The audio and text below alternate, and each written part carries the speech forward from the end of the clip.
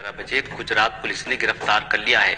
हम आपको बतला दें दोस्तों, मुफ्ती सलमान अजहरी साहब ने 31 जनवरी को जूनागढ़ की हेट स्पीच के मामले में मुफ्ती सलमान अजहरी साहब को आज 11:30 बजे गुजरात पुलिस ने गिरफ्तार कर लिया है।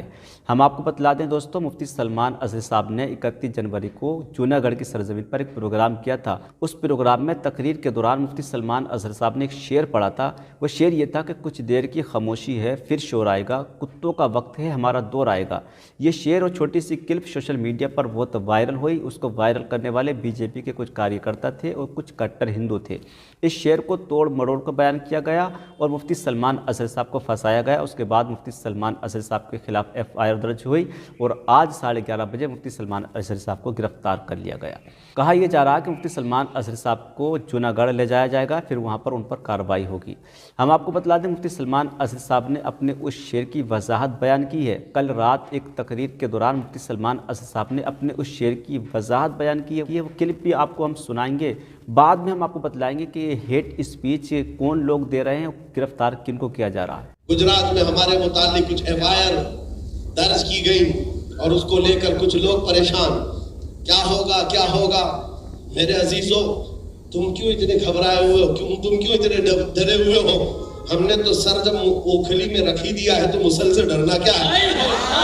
हुजूर पाक सल्लल्लाहु ताला अलैहि वसल्लम की बात कर रहा हूं, किसी और के लिए नहीं।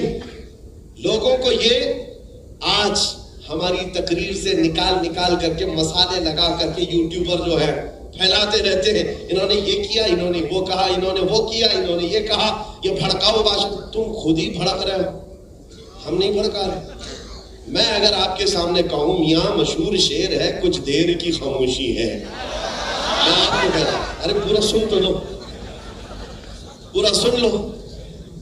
मशहूर शेर है कुछ देर की खामोशी, उसको मैंने थोड़ा सा बदला। कुछ देर की खामोशी है फिर शोर आएगा, आज कुत्तों का वक्त है कल हमारा दौर है।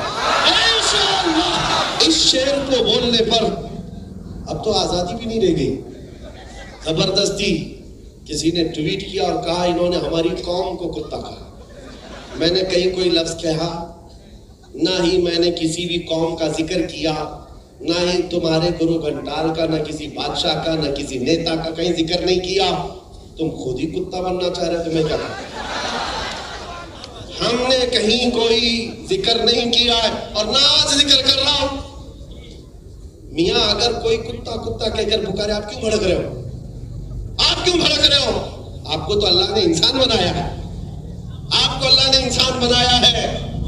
इसलिए मेरे अजीजों, ये जो माहौल बनाया गया है डर और खौफ का, मैं ये चाहता हूं कि इश्क मुस्तफा जिसके सीने में आए, सबसे पहला असर ये दिखाता है इश्क में बेखौफ होकर जिए, बेखौफ होकर जीना चाहता है।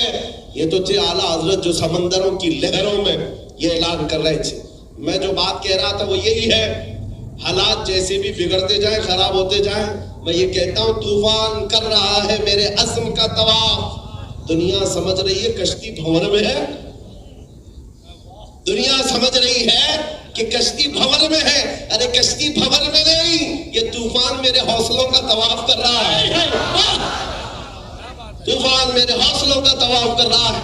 वो इमाम इश्क व मोहब्बत था जो समंदरों की लहरों में और मौजों में भी बेखौफ होकर जीता रहा, और वो जहाज बगैर डूबे जिद्दा के साहल पर लग ही गया।